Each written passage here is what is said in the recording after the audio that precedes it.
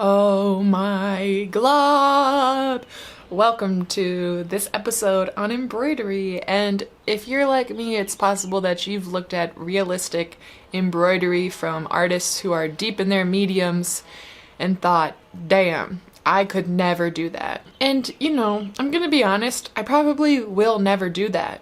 But when it comes to your clothing, you can add small, subtle, abstract designs to really bring things to life. And it's way simpler than you might think. And we can derive a lot of inspiration just from nature with this part of the art, because if you go outside and look, nature is just repeating patterns.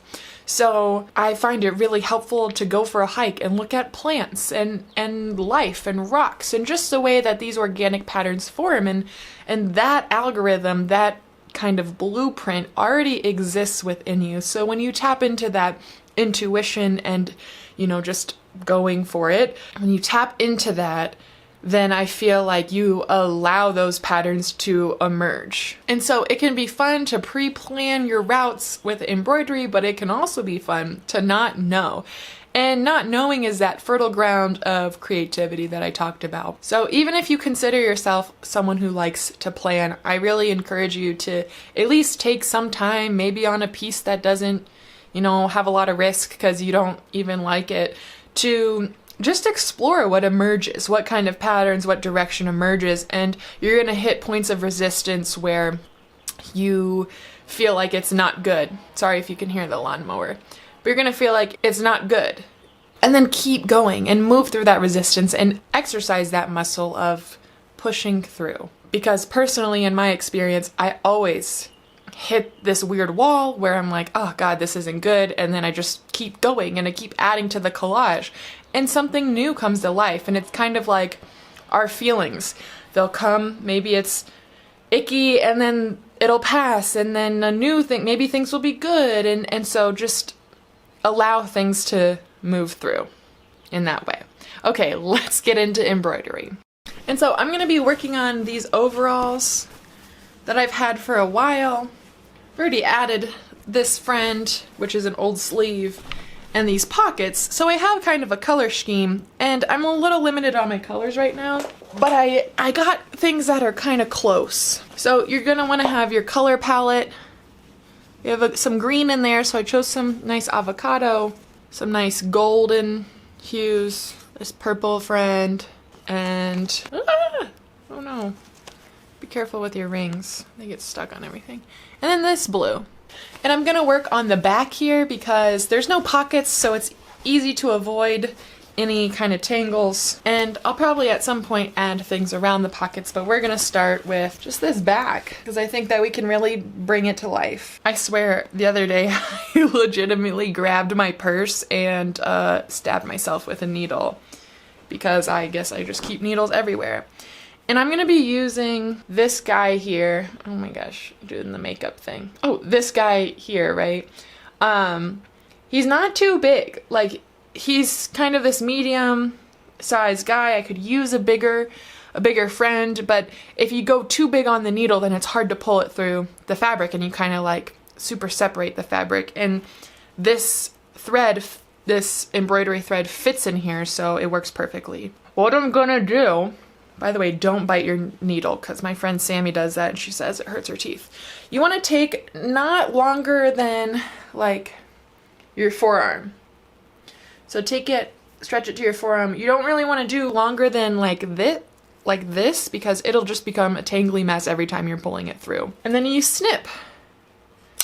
And you can double layer these threads. But honestly, when it comes to embroidering, I found the most success with single layering. And then on one side, you're gonna tie a knot. So I turn my hand like this, I pinch it, you know, I rotate my thumb towards me, and it makes a little loop. And then I take my hand with the tail, and I pull it towards me, and then through the loop, and then I grab both sides and I pull and I tighten it, and you can kind of guide the knot as you pull it. Grab it like this. We have the short end here. Grab it like this rotate my thumb towards me, pull this tail back towards me through the loop, and we're going to make 2 knots. You can make more, but then you're going to have a big knot on the inside of your clothes, which is not the worst thing ever. But you really only need 2 knots. If you're used to tying knots, then just completely ignore that tutorial. I did the best that I can to help show you how to tie a knot, but that's essentially how you do it. There's many ways. There's just essentially twisting it and pulling it, making a knot. And then how I get this through this is I lick it, kind of use my tongue to flatten it, and then you just pop it through the eyelid. It takes a little bit of practice and just time. Kind of maneuver it in there. I'm glad this isn't working. So the thread is made up of a few different threads. See how I can split it? So I want to twist it, and twisting it will help keep it together when I'm putting it through. Legitimately, it's never been this hard. How funny. Okay, there we go. You just hold it close to the edge, pull it through, and then you leave a little bit hanging, like 2 inches or so. And so now you have your needle loaded.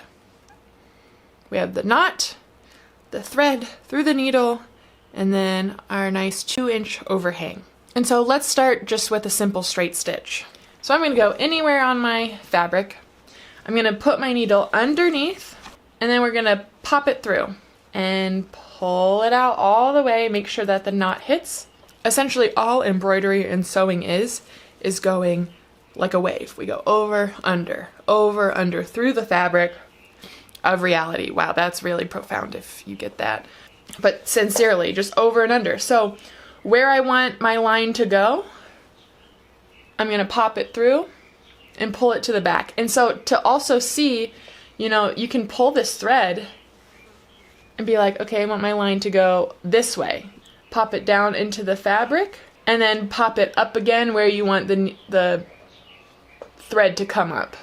So down and up. And you want to avoid making these too long because they're going to get caught. You don't really want to go over 1/2 inch in length. Down and up through the fabric. And so then we pull all the way through. Great, we have a stitch. And so you can compound that movement. So if I wanted to, just, I could go down, up, and pull through. And then you get this kind of like, more random organic stitch. Kind of just keep going with that and playing around, seeing where the needle takes you. And I think that, with your first stitches that you're laying down, it's fun to just like improv and see where it takes you, and then kind of just like allow the thread to guide you. That's just how you do a straight stitch. And then you can do a ton of different designs built off that straight stitch. So if you wanted to, you could do an X. We have our thread coming out. I want my line to go here. So I'll push it down, and then I want it to come up here. So I can push it down again and make an X.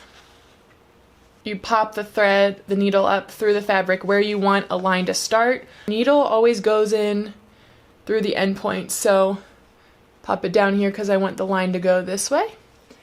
And then I'm going to pop it up here because I want the other line to start here.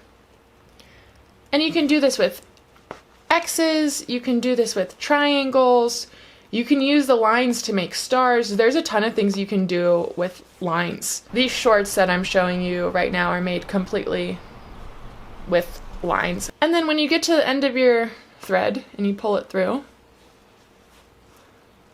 dock your needle in the fabric, and you're going to turn it around, have this tail, and we're going to do kind of like the same knot. So the butt of my hand turns towards you, and then I'll rotate my thumb towards me, take this tail, pop it through the hole. Gosh, it got kind of messy. See, it got kind of messy, which is honestly fine. A lot of my knots are messy.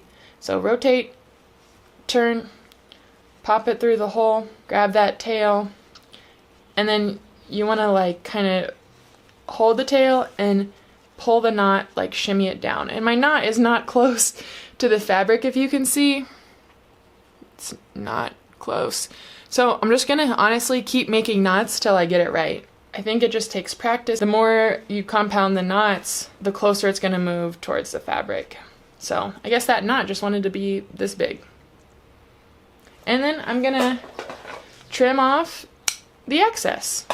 I have this like super random line and shape going through. I can just build off of it. I like that it's so random. I feel like it's gonna take me on a journey. And another thing, when you're tying your knots, don't pull the string and make it really tight, because even in this you can see the fabric's kind of bunching. So you wanna leave room and not yank it tight.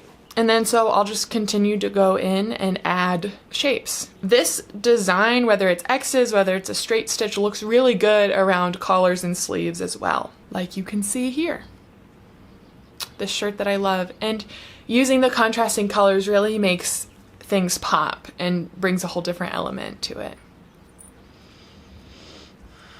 And then, you know, when you feel comfortable with these stitches, honestly, if you just look on Pinterest, there's going to be diagrams for different stitches that you can try. And you can learn a lot from Pinterest and TikTok, but you can do a lot with just straight stitches. With these shorts I'm showing you now, we're going to pop into the next segment, that is patching.